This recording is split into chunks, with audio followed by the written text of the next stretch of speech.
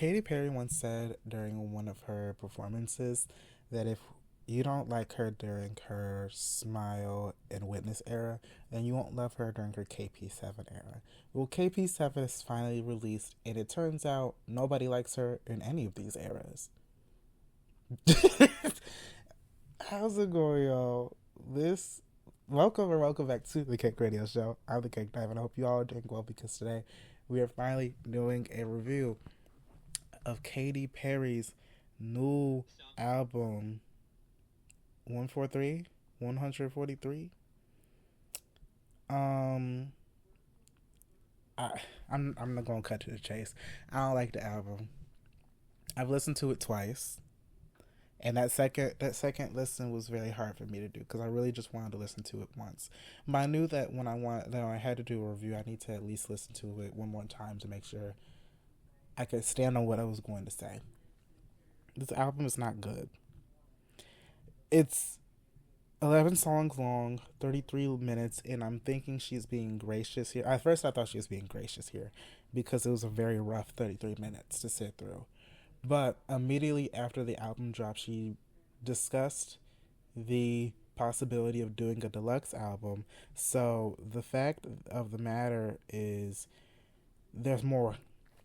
There's more, and I'm not a fan of that. She seems to be going the Pink Friday 2 route because, like, just like that album, this album was produced by Dr. Luke. 143 was produced by Dr. Luke. Pink Friday 2 by Nicki Minaj was produced by Dr. Luke mostly. And immediately after Pink Friday 2 came out, well, first of all, when Pink Friday 2 came out, this is a side tangent talking about Pink Friday 2 because I never got to talk about how much I didn't enjoy Pink Friday 2. When Pink Friday 2 came out, there were issues, like, fans were talking about how when they ordered physical copies of the CD and the vinyl, they had different track listings on there, and certain songs were missing from those albums compared to the final cut that we got on streaming. And immediately after that album came out, Nicki Minaj was like, "Oh, we're gonna start releasing more songs. We're about to do Pink Friday like every week." And she kept drinking. She not drinking. Well, she kept dropping new versions of the album with like one or two songs on like added to it to try to push the numbers and to push the streams and to get the barbs to mobilize. And I feel like that might be something that Katy might do with the Katy Cats, trying to push out more songs on the deluxes and the multiple versions of 143 if that even materializes to try to push these numbers up because I don't think this is going to chart well. Back to this album, right? 11 songs. We have Woman's World, Gimme Gimme featuring 21 Savage, Gorgeous featuring Kim Petras, the first white woman to date to have a feature on a Katy Perry album. I'm His, He's Mine featuring Doechii, Crush, Lifetimes, All the Love, Nirvana, Artificial featuring Jid. Is it Jid or JID? Truth, Wonder. And I actually saw Jid at a concert when I saw Jid and 21 Savage at the concert. And that was the time, baby. But anyways, Woman's World, awful song. I have no clue. You know that one clip of like Donald Trump, and I don't stand with his politics, but you know that one clip of Donald Trump being like, "What the hell was Katy Perry thinking?" Like that was me when she dropped "Woman's World" as the lead single, because part of me understands why she kind of tried dropping it as the single because it's the most. Well, okay, the music video felt like the most like the oddest thing that we've gotten since like Teenage Dream. Like she seemed to try to be going towards the Teenage Dream route, in which it's like very random visuals that are absurd. But the song was never gonna click because it feels like something that came fresh out of like 2012, 2016. And I know I'm saying like a lot of the same things that other people, other, critics, other reviewers, other podcasters have said before.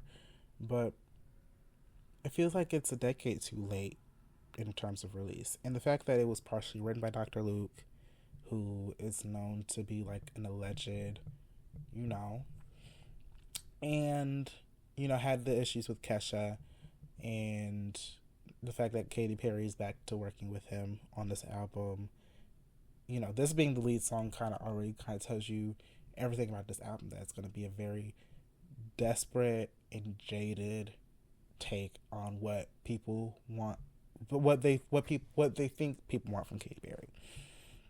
And so there's that. Gimme Gimme is it's an okay track. It's okay in terms of this album. Now, again, the album's not good, but in terms of this album, Gimme Gimme is not a bad track. 21 Savage's feature is a little rough, but it's an okay song. Gorgeous is very vapid, but who's surprised considering that it's a song with Dr. Lucas as the producer and with Kim Petras as a featured artist. Now, don't get me wrong. I feel like some of the Kim Petras hate is a little bit much because I feel like part of it is a little bit like, I feel like people use Dr. Luke as like, some people are genuine about like their hatred for Dr. Luke, and I completely get it. But I feel like with Kim Petras specifically, I feel like some people use Dr. Luke as an excuse to like be a little bit transphobic to Kim Petras, because I don't think that she is like an inherently awful artist by any means. I just feel like she has the talent and has had the ability to be successful. I just feel like she has one of the, like, I don't know what deal she has with Dr. Luke that has her trapped in there. I don't know if she's like continuing to just stick behind him or what, but the fact that like she can't do anything without him, and that a lot of her releases have been like completely changed or shift or scrapped because of him is very telling. And I don't know, I feel like I kind of feel bad for you. Oh yeah. Then you have He's Mine, which I feel like that really is this is the song that really like pissed me off on the album. Because like Woman's World is bad, but like He's Mine really pissed me off because first of all, the sample doesn't work with Katy. But what pisses me off the most about this track is that Doechii is an incredible rapper. I'm really excited to see the rise of Doechii because her pen game is incredible. She has shown us that like she is hungry and that she's gonna go and reach the top of these charts and reach the top of the world like she wants to. And I feel like we as the public should support her because again, her pen game is strong. Like I know the world is not gonna give her flowers because of colorism and like sexism and misogyny that exists in this world, but I feel like we need to give her flowers because like her pen game is strong and she deserves the things. And with this song right here, like Doechii's verse on this song eats. Like this is a good song only because like the best parts of this song is when Doechii is rapping, because she's writing on this beat, she's sliding on this beat, and like her flows, ooh, chef kiss. And then you have Katy Perry's verse, which feels so like AI generated and like very vapid. Like it just feels like she went through ChatGPT or she went to like Microsoft Copilot because someone at Best Buy showed her a like demo and was like, you know what? Let me use Microsoft Copilot and make a Katy Perry song lyric. And that's what most of the songs on this album sound like. It sounds like she wrote these through Copilot or something like that. This is not sponsored by Copilot. Crush is a very forgettable track. And I think that the track kind of made me like recognize like, oh, like she doesn't know what she wants to do with this album. And that's one of the biggest things I realized through this album. But let me continue going through these songs. Crush was like, I'll leave it. Lifetimes is one of the better tracks on the album. I feel like this Lifetimes might be one of the best tracks on the album. All the Love is actually, I think it's one of the better tracks on the album as well. Nirvana is not a good song. I'm so sorry. Artificial by Jid. Jid's verse is very good, and again, it's because his pen game is strong. I feel like more people should tap into him because again, he's like a pretty strong artist. Shout out to Quite for putting me on game on him, by the way. And then there's Truth and Wonder, and Truth was very forgettable, but Wonder was very interesting because it's the most intimate like song that we've gotten on this album, and it's the final song on the album, which is very telling. Like what this album, the way this album feels is very conflicting for me because it feels like she and Dr. Luke and whatever team she brought together for this was not sure what, like, no one seemed sure what they wanted to do, like, sonically for this album. Like, the songs sound the same. And I feel like here's the thing.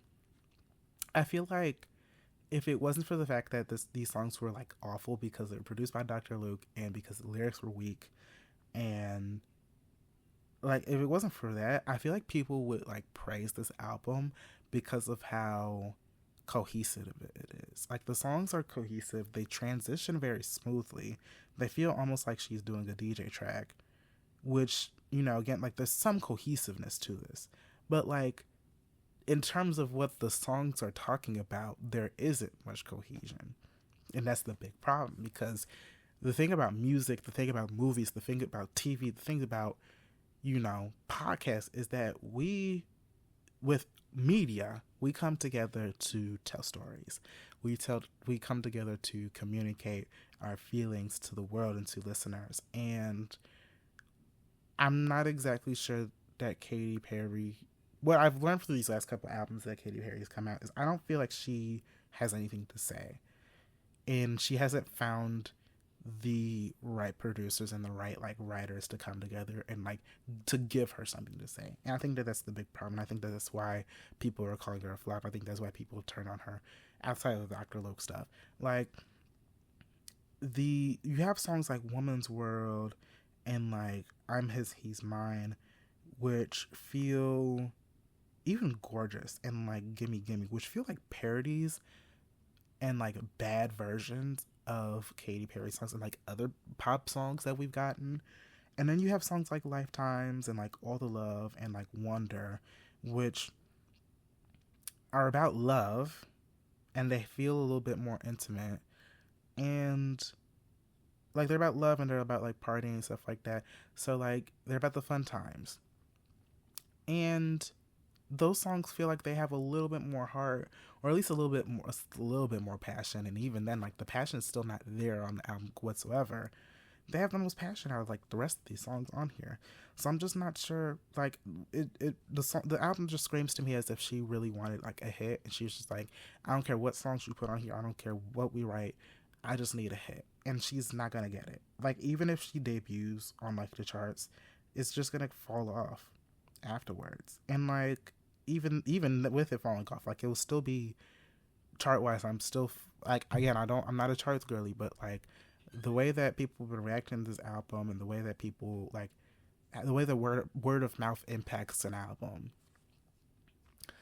and the way that her career has been, I feel like this is still going, even if it improves compared to, like, Smile and Witness, it will still probably significantly perform, like, behind, Teenage Dream and her other hits. Like, I feel like even, like, culturally, people still talk about Witness. People still talk about Smile. Like, people don't really talk about Smile because, like, it came out at the wrong time. I feel like the rollout of that was very iffy.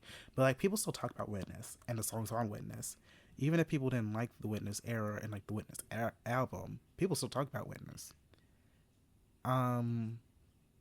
People don't really talk about Smile, but I feel like people will talk more about Smile compared to, because even Smile, I feel, had its hits, like, Harley's in Hawaii and stuff like that. But this song doesn't really have any hits that I feel like people will consciously talk about throughout the years and throughout the decades. Like, this is a very forgettable album. This is a very bad album. And I feel like it's gonna be remembered for being one of the worst albums of, like, this decade, up with, like, some of the other albums like well, I mean, I say that because somebody's gonna get me. Like some of the other albums that we've gotten this year. I'll leave it at that. What would I rate this? I would rate this a 1 out of 10. I would not recommend anyone listen to the album. I don't recommend anyone should waste their time streaming it, because it's a waste of time. Go find a good hobby, watch a movie, watch a good TV show, put on some of my other videos. Like, you have a lot of other time. You have do your homework. Clock in at work. You got a lot of other things to do than listen to this 143 album. And that's my thoughts on that. I would love to hear what you guys think. Drop in the comments below on YouTube and on Spotify what you thought about the album. I would love to hear your thoughts and talk to you about it. Let's keep it civil. But yeah, that's it for me. I hope you guys enjoyed this episode of the Cake Radio Show. Be sure to like, comment, subscribe on YouTube where you get episodes first before anyone else. And be sure to subscribe on Spotify, Apple Podcasts, or wherever you listen to your favorite podcasts, because we're there. Wherever you prefer to listen, we appreciate it. Be sure to like and support and rate the show because it helps. And I'm stammering along, but that's pretty much all I got. I'll talk to y'all later. Bye-bye.